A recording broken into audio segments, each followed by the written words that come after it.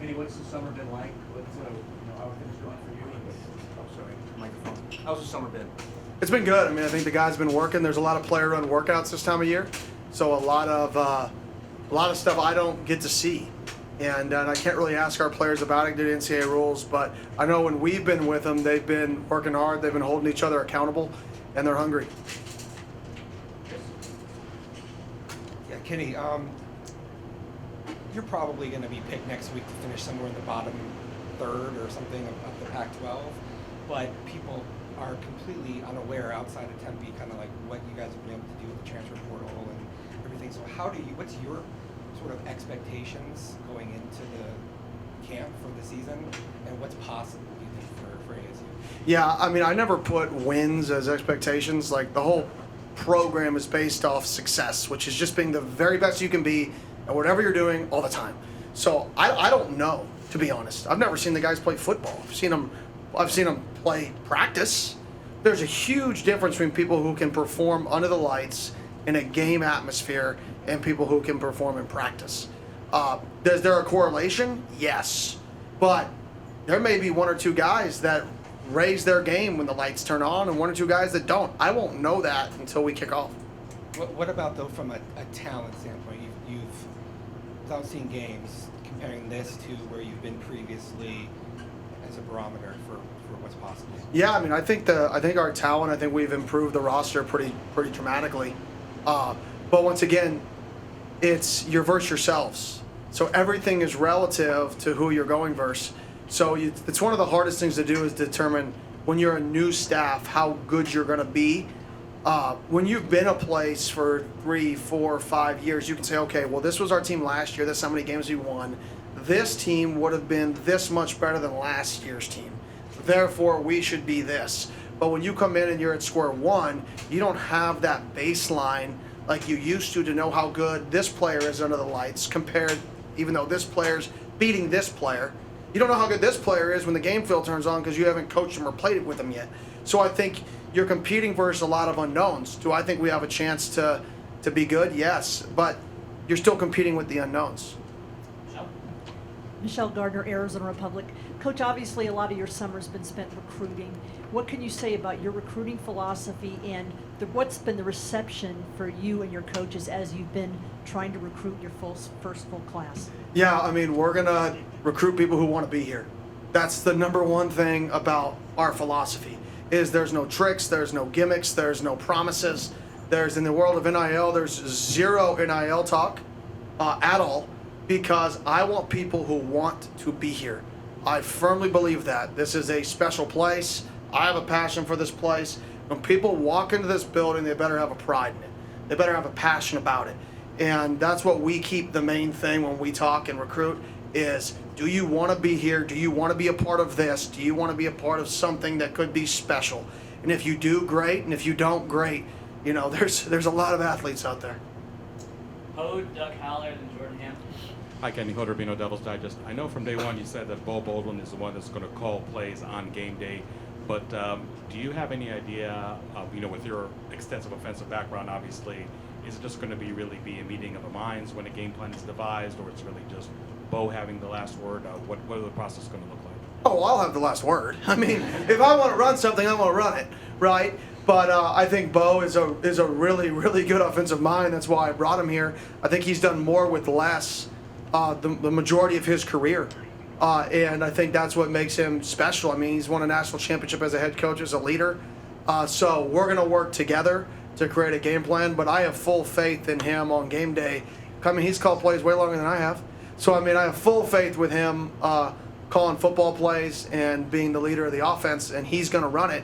But I am, on both sides of the ball, I'm going to have a say in both game plans. I believe that's what a head coach should do, is help both sides of the football. Because you have to have a unified attack. You can't say, okay, this team's really good on offense and us go out and run 85 plays. Because now our defense is going to play 95 snaps, right? Well, are we deep on defense? Who knows? Do we have a two deep? Maybe their twos are better than our twos. Well, if that's the case, then we need to shorten the game. We need to make this a 65 snap to 72 snap game. Maybe we're deeper than them. Well, crap, maybe we need to play as fast as possible to get into their depth. So there's so much more that goes into winning, not just scoring, not just stopping, that I think that's what I want to have a role in, is what is the philosophy to win the football game going into the game. I mean, there was a game last year that I coached in. I mean, we ended up losing, but we ran the ball and we took 13 minutes off the clock in one drive because it was what I felt was necessary to give ourselves the best chance to win. Is that going to make our stats look great? No. We probably just should have kept scoring. That would have looked good. But we tried to win the football game, and how was that? We had to shorten it that week. So that's going to be my job, is how do we create the best plan to win football games? And just a quick follow-up, do you already have any idea which coaches are going to be in the booth on game day? I have a clue. I know Coach Baldwin will be in the booth. Unless we switch, maybe I'll go in the booth. Who knows? But that's a joke. That'll probably be, sent out, national news. But no, and then probably, defensively, probably Coach Ward, but probably Coach Ward or Coach Cooper. Obviously, we named Coach Cooper our run game coordinator. He's done a phenomenal job here so far. So one of those guys will go up, one of those guys will be down. Doug? Kenny, since you arrived, since you were hired, you've talked to fans, season ticket holders, alumni. In those discussions, was there a common denominator as far as feedback of what they wanted you to, accomplish, but just the direction of the program? Was there a common denominator as far as that feedback goes? Yeah, all of them want to win a national championship. That was common. But I think the common was just have passion. Get our guys to play hard. That's probably one of the things that comes up the most is do they play with passion? I just want them to play hard. I want to watch the game and see guys caring and see guys playing with a passion. And I think that was one of the most common trends from everybody was just play hard, guys. Play hard. Hey, Coach. Good to see you. On the topic of recruiting, is this season different for you, recruiting versus previous years, where you're preaching a vision but you don't quite have the exact product on the field for players to see? No. I know that's what most people say in year one is, we're selling the vision. The difference is I don't sell. I don't say if you come here you're going to accomplish this, because in reality I can tell you what I've done in the past and what our offense has done in the past, but anybody who comes to this program is going to have to work their butt off, and the level of success they have is not based off of what I do, it's based off of what they do. So all we're doing is giving them an opportunity to showcase themselves in a great place to live with hopefully really good people around them coaching them to help them be successful in life. It's their job to put in the work, to learn, to study, to go be successful. That's what they've got to do. I'm not the magic wand that creates this magical player, right? I feel like we do good things on offense, we do good things on defense, but it's the player's job to put in the work to become successful. And that's really the vision that we sell is we're going to give you the platform for you to put in the work to become successful. Here in the front. Hi, Josh Namath, Cronkite News. Dylan Tapley was one of the first recruits you had for in-state talent. Is that something that you're focusing on in your time here, is keeping the local talent in Arizona? Yeah, unfortunately I can't comment on recruits, but I will say I'm focusing on people who want to be here. And people sometimes get that confused with Arizona kids. I want Arizona kids if they want to be here. But I have no issue if an Arizona kid doesn't want to be here with him going to experience things. You have to experience things in life. There's a lot of people, it's a trend in college football to go experience. If you look in the states of Texas, if you look in the states of Florida, if you look in the states of California, kids are leaving their state at a higher rate than they ever have because of social media, because the access they have to learn about things that they didn't know existed 20 years ago. So you can't get frustrated when a kid wants to go experience something. I've actually told a kid in this year's class, don't come here. You shouldn't come here. I can tell in your eyes, you need to go experience something else. I can see it in you. And to be honest, if I would have pushed, I may have been able to get him here. But it wouldn't have been the fit for him. That's not what I want. I want people who want to be here. Would I love that to be the top players in the state? Would I love to win? Would I love to set a precedent that we're going to help these guys be successful in life and those guys flock here? Yes. Only if they want to be here, though. I'm not going to trick them to be here. And I'm not going to promise them to be here. I'm not going to give them anything else I wouldn't give a kid from another state, right? The opportunity to work, but the opportunity to do it in front of your friends and family. That's what should make this place special, is the family aspect of staying home. That's what makes this job special for me. So why shouldn't it be special for them? Okay. Kenny, just Camp Tontozona. You're going to go up there for 3 days. What do you want to get out of that? What are you hoping to bring back? togetherness. I don't even know if that's a word. Maybe it is, maybe it isn't, who knows? But that, I want people to put their cell phones down, and normally we're going to have a practice in the morning and a walkthrough at night, meetings, and it's camp. Well, at Camp T, we're not doing the walkthrough at night. It is football, a little bit of meetings to clean up the practice, and then it's from 11/noon on, right? They're going to have to do this thing called, like, hang out. And they're going to have to do it without a cell phone. They're going to have to do it without a television, without a video game. They're going to do it with a deck of cards. They're going to do it with a Jenga set. They're going to do it with dice.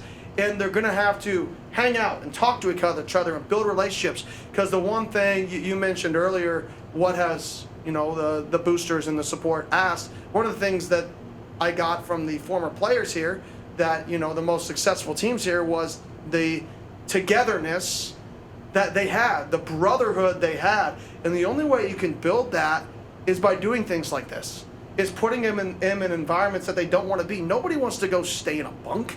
Come on, I don't want to go stay in a bunk. But you know what? We're going to tell the stories, and they're going to tell the stories about how this team and how this culture was created. And they're going to go back to Camp T, and there's going to be something that happens where a roach crawls in somebody's pillowcase, right? And they're going to freak out, and they're going to tell the story forever. Great.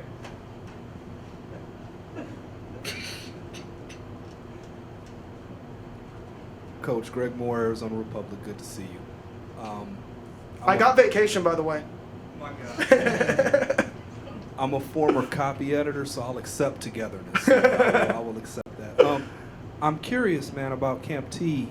The facilities aren't the best, right? Like for football. So do you feel like there's a good trade-off there? And the other thing I worry about with Camp T is we've had a couple of coaches make a big return to Camp T, but then for whatever reason it falls off. And so I worry about the lack of continuity, the lack of tradition.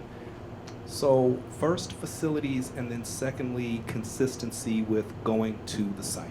So one, I will agree with you. There's some challenges when you go to a place like that, for sure. And I've asked the players what those challenges are.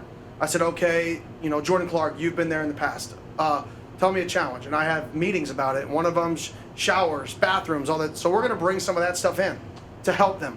The other one's food. The last time they went, they lost a bunch of weight when they went to Camp T. So how are we going to solve that? Well, we've got with the nutritionists to solve that issue, right? So really what we're talking about is where you sleep now and what do you do for fun in your downtime. So we've mitigated those issues on the front end. That way we can really kind of try to get the best of both worlds. But part of this is to be uncomfortable. Part of this is the football is not comfortable, right? You go on the road at Washington State, Oregon State. Those aren't comfortable games. Those are very uncomfortable games. You stay 45 minutes away. You drive. It's cold. It's rainy, right? It's just uncomfortable, right? That's why nobody's ever gone undefeated in Pac-12 play. It's because the league is so diverse in terms of the different places you play. So I think you need to put your players in these adverse situations to get them to just wake up and their back hurts because they slept on a single, right? But they still have to go practice. That's part of life. That's part of football. That's week 9. Right? And if to think that's not week 9 is false. And sorry, what was your second half of that? Sure.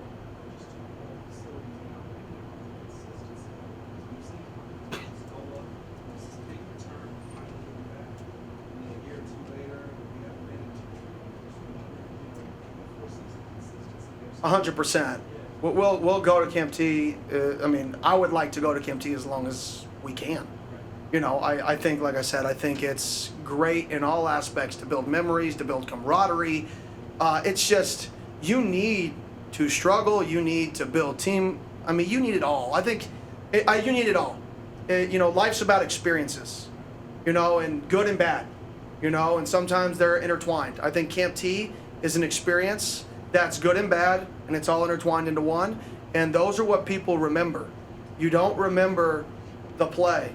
You remember these moments on sports teams, these events, right? And that's what we're trying to create, is we're trying to create a brotherhood through the highs and lows, the ups and downs of fall camp, and this is part of it. Chris, and then right over here. Kenny, you mentioned that there's zero NIL talk in recruiting, but star players expect to make money in NIL today, and recruits expect to be star players, so it's kind of maybe the elephant in the room sometimes. So how do you navigate that? And maybe more importantly, how much of an impact does it really have, do you think, on college football success? Oh, NIL is 80% of recruiting, 75% of recruiting.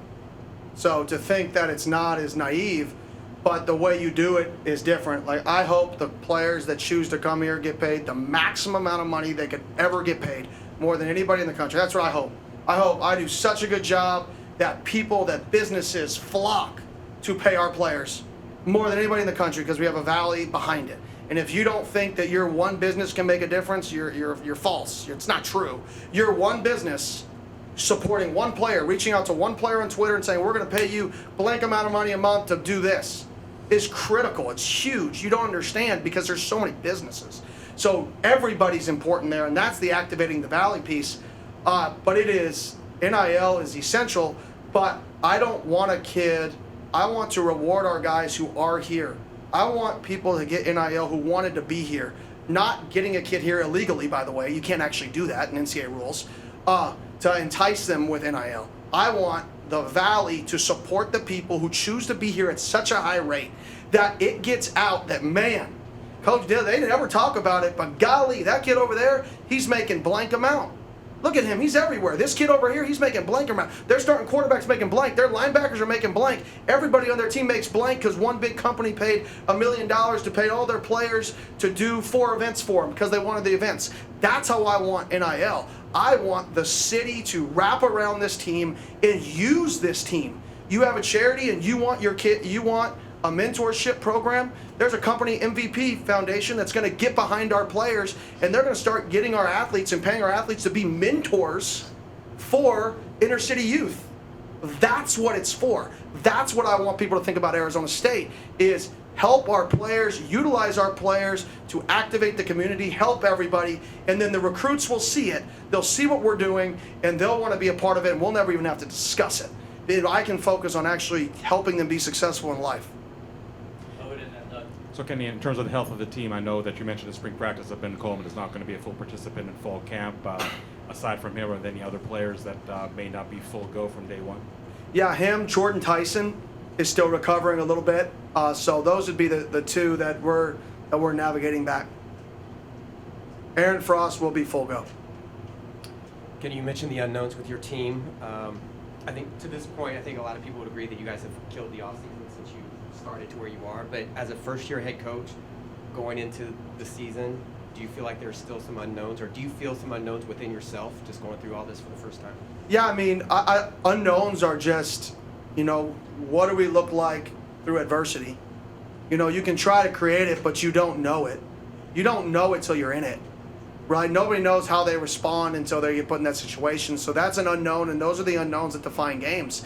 Because, I mean, you win or lose, if you look at a season, it's one possession. Those are the games that take you from a 5-win team to an 8-win team, right? Or from a 3-win team to a 6-win team. I think they lost last year 5 or 6 games of one-possession games, or something crazy of one-possession games. That's the adversity within a game. You never know how you're going to respond to that till you're in it. You never know how your guys handle that till you're in it. You never know how they handle pressure till you're in it. And those are the unknowns. For myself, being on the field, I haven't been on the field since I was a freshman high school coach. I haven't been in the box since I was in varsity as a high school coach, since I was a varsity coordinator, since I was a GA, since I was a position coach. I've been in the box, so golly, how loud is it going to be? You know what I mean? Like, there are some unknowns that I have, unknowns from a football perspective. That football is football. You can go be a freshman high school coach. You still have to manage timeouts. You still have to do everything you would do, right, within a college football game. There's no difference. And anything college is easier because you get TV timeouts to give more breaks, right? So that type of stuff I'm not worried about. It's more just the differences of the not being able to be in the box to see the field. That's different. I've always been in the box. It's like a video game up there, right? To see schemes. That's a change, right? That's why I have a guy I trust up there. And one last thing. You told some of us that when you were at other places, you used to be driving in your car and you would be practicing the speech that you would give when you were introduced as ASU's head coach. Now that you are ASU's head coach, what speech are you practicing as you're driving around Arizona? No speech, really. I mean, I don't really have a speech anymore. The speeches are over, I guess. And my speech failed miserably. I did nothing like I practiced. So that didn't work. I realize you're not going to be recruiting people in the room to play, but arbitrary numbers. Just listening to your passion. If you have a kid that's a 10 talent-wise, but 3, 4, 5 on the motivational scale versus a kid that's 6 or 7 talent-wise, but 12 out of 10 motivational, who is the Kenny Dillingham player? Oh, 10-12, motivational. At the end of the day, it's contagious, right? If you're not going to get, if you can create such a recruiting pipeline where you get 75 5-stars, 75 high 4 and 5 stars, then you know what? You can take the chance of having 15 kids who kill your culture, because they're just going to weed themselves out because you're so talented.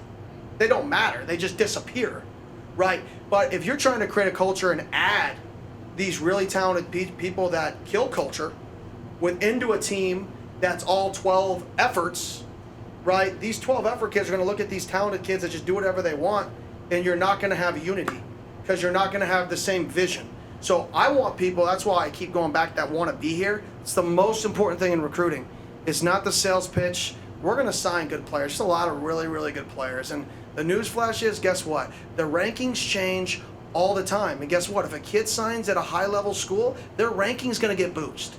So a lot of the rankings, right, you got to take, they matter and they're accurate, but they're also relative to where a kid somewhat signs, right? And that's the reality of it. Where are you at the end and not now? My goal is to not sign the top players right now. They're signing the best football players. And when they play their senior year, let's see where they are at the end of this thing. And that's why, for me, it's people that are passionate, it's people who care, and it's people who want to be here. So when they walk in this door and I challenge them and I tell them this isn't the standard here, they know that I gave them no promises to anything other than the opportunity to work. Justin Spankdahl, 12 News NBC. Coach, with Pac12 Media Day coming up, and it's going to be your first time at the Pac12 Media Day, what are you looking forward to most, and what do you think you're going to be taking away from Media Day? I mean, looking forward for it to be over the most, so I can get back here. You know, I just got back from vacation, so I'm ready to actually get back to work. But I mean, I'm really, to be honest, I'm looking forward to see Bo Nix. Really, that'll be fun for me to go see him again. Last year, this time, I think I was at his wedding about 3 weeks ago. So I'm looking forward to go see him and see Dan and see some of the staff and see our kids given the opportunity to go talk to the media. That's what I'm looking forward to, is to see the kids have that opportunity to really start their own, branch off out a little bit and be the face. That's what college sports is about. It's not about me. It's about the kids. So I'm excited for them to get that opportunity. Kenny, just on recruiting, you talked about the rankings and all that stuff, kids coming out of high school. That's a dog and pony show. We don't know if a kid in California is better than a kid in Georgia or a kid in Pennsylvania, right? And there's no guarantee a kid's going to transition to the next level. So maybe rankings aren't all that important, but I know some are. Some are stars, but not all of them are completely accurate. So the transition part is probably more critical. Yeah, we're focused on the growth, the projection of people. I think the thing, you know, when I look at this league and this conference and what wins, and you look at the Coach Whittingham, I mean, that guy has done a phenomenal job evaluating somebody on where they're going to be in 2 to 3 years. You look at Coach Smith at Oregon State, he's done a phenomenal job evaluating at where people are going to be in 2 to 3 years. And those kids fitting in a culture and a style, right? And then when those players mature and they have that culture, that's their edge, is they now have a junior playing a freshman, right, with an extreme culture, with an extreme vision. And I think here at ASU, you can have a balance if you don't get lost trying to win recruiting. If you stay focused on your vision and your plan, you can attract the skill players that maybe some people can't attract because you're at Arizona State. You can attract skill players. And if you combine that with the vision of the culture, I think in 2 to 3 to 4 years, you can have that culture that these gritty places have with good plus skill that they always can't, that those places usually can't get, is the skill. That's usually what they're missing. I think if we do it right in 3 to 4 years, we can have that grittiness, we can have that culture and combine it with the skill. But you can't just try to flip the switch and say we want this player because he's ranked high, because it looks good. This isn't about publicity stunts. There's been multiple 4-stars that I could have gotten that we didn't think was good enough. I don't want a publicity stunt. I want players that fit the culture, that fit the place. Last two questions, Nick and then Jordan. Coach, we've seen on social media that you've been able to get out and play golf with some of your guys. How meaningful is that to you to be able to have that bonding and relationship with those guys outside of the facilities here? Yeah, I mean, it's critical. I mean, the one thing I think people can start to realize about me is I really don't have, like, Coach Kenny and then Kenny. It's just me, right? You know, some people are like, oh, when I get on the field, I change. Like, I really don't. I'm just the same person all the time. So, I mean, the relationships you have with those guys, I think when tough moments happen, I think that's when the relationships really matter. So, and to me, it's fun. I mean, getting out there and playing golf and competing, I love competing. So, it's just kind of who I am. I mean, it doesn't matter. Like, it's just fun. It's what you do. It's what life's about. Coach, who are some of the newcomers that maybe missed spring ball that have jumped out to you here over the summer? I mean, Jake Smith missed. I know he was here, but he missed the majority of spring ball. He's really jumped out. I mean, he's back up to 197. He's moving really well. He ran high 22s the other day. So, I mean, he's a kid who missed. That's done a nice job. Obviously, Frosty's done a really good job coming back. So I think we have a couple guys. It's hard. There's no pads on. You're just running around. You know what I mean? So I would say just athletically, those two guys have really shown up. We'll really find out when camp starts, and we have day 6 days in a row to start, and we practice outside in the heat. Right? We're not going in the bubble if we don't have to, right? Unless there's a heat advisory. So we're gonna practice outside. It's gonna be 113. People are gonna super hot. It's fine, right? And we're gonna see who really wants it. That's it.